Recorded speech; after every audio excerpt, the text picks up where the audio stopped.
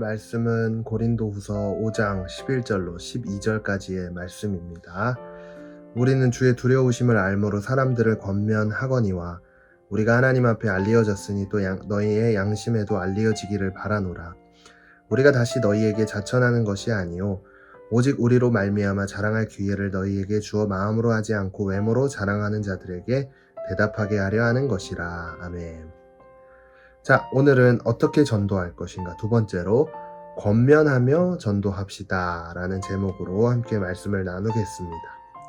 자, 오늘 우리가 함께 읽은 이 고린도후서 5장은요 사도 바울의 권면이 기록된 장면인데요, 이 장면에서 사도 바울이 특히 강조하고자 하는 것은요, 이 땅에 영원한 의미를 두지 말고 저 천국의 소망을 두어야 한다, 이것을 강조하는 것이 5장 전체를 살펴보면 알 수 있습니다.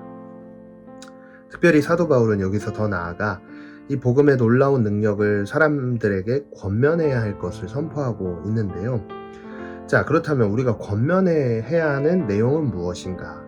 오늘 본문에서는 우리는 주의 두려우심을 안다 라고 기록하고 있는 것을 보면서 우리가 사람들에게 어떻게 권면을 해야 하는지를 알 수 있습니다. 여기서 이야기하는 하나님의 두려움은요, 죄를 심판하시고 죄인은 반드시 심판을 받게 될 것이라는 그런 권면이라고 우리는 생각해 볼 수 있지만, 그런 뜻으로 사도 바울이 이야기한 것은 아닙니다. 여기서 이야기하는 우리가 선포하고 권면해야 할 하나님에 대한 두려움은 하나님을 경외하는 모습을 나타내고 있다고 할 수 있는데요, 결국 하나님을 경외하지 않은 자의 삶의 마지막의 모습을 권면하라고 이야기하고 있는 것입니다. 결국 이 땅에서의 삶 속에 자신을 의지하며 삶을 살아가는 자의 끝이 심판이 기다리고 있다는 것을 선포하고 권면하라는 이야기가 바로 오늘 본문의 말씀이죠. 그런데 우리가 전도하는 방법, 어떻게 전도할 것인가에 대해 이제 5일간 계속 나누고 있는데, 우리가 꼭 알아야 되는 게요, 이번 주간 5일 동안 나누는 메시지가 하나씩 발전해 나가는 형태의 메시지라고 저는 말씀드리고 싶습니다.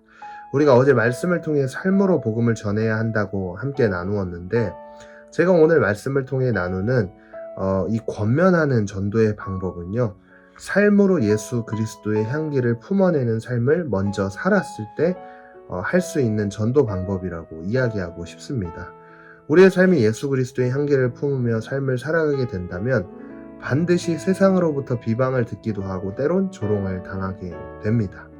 그러나 그럼에도 불구하고 그 삶을 지속적으로 살아가기 위해서는요, 어제 말씀을 통해 나눈 죄 앞에서 회개하며 묵상의 자리, 기도의 자리로 나아가는 것도 굉장히 중요하지만, 우리의 삶이 죽음 이후에 심판의 자리 앞에 선다는 것을 기억하는 것 또한 굉장히 중요하죠. 그래서 히브리서를 기록한 기자는 이렇게 이야기하는데요, 한번 죽는 것은 사람에게 정해진 것이요 그 후에는 심판이 있으리니, 결국 이 사실을 매 순간 기억하고 묵상할 수 있는 사람이야말로 삶으로 보이는 전도를 할 수 있게 될 뿐만 아니라 조롱하고 비방하는 사람들에게 하나님을 향한 두려움, 경외하심에 관하여 올바르게 선포할 수 있게 된다는 사실을 기억할 수 있습니다.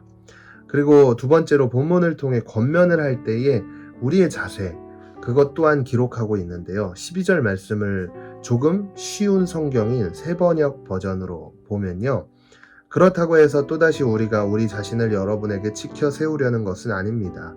우리는 여러분이 우리를 자랑할 수 있는 근거를 여러분에게 드리려는 것입니다.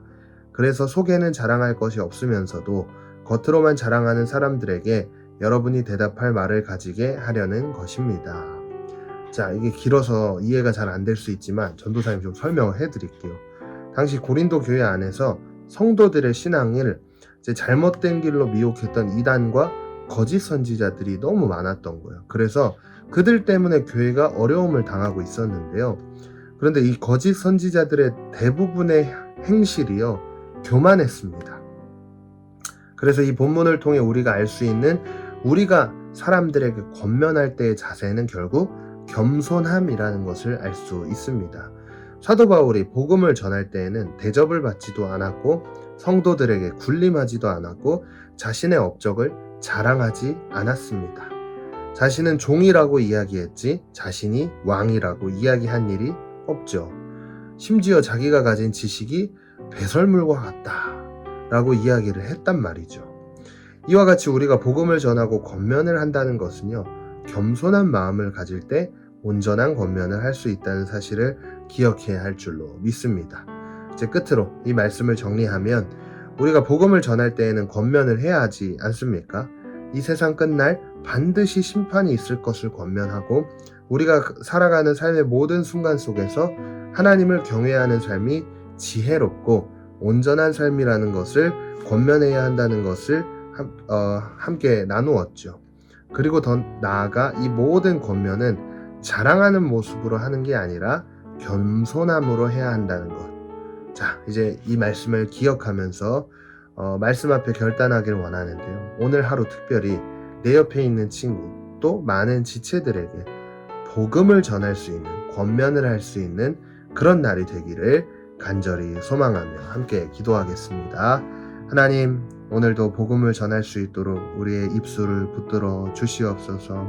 우리가 복음을 전할 때에, 권면할 때에 반드시 우리의 삶이, 우리를 의지하는 삶은 반드시 망하게 된다는 사실을 깨달아 알 수 있는 지혜가 우리들에게 먼저 임하게 하시고, 무엇보다 하나님을 경외하는 삶이 지혜로운 삶이라는 것을 오늘 말씀을 통해 깨달아 알게 하여 주시옵소서. 그래서 이러한 삶의 모습을 권면할 수 있는 그 입술의 능력을 주시고, 무엇보다 겸손함으로 우리가 온전한 권면을 할 수 있는 그런 하루가 될 수 있도록 주께서 우리의 삶에 동행하시고, 또 결단한 모든 결단 위에 주님 함께하여 주시옵소서. 이 모든 말씀 예수님의 이름으로 간절히 기도했습니다. 아멘.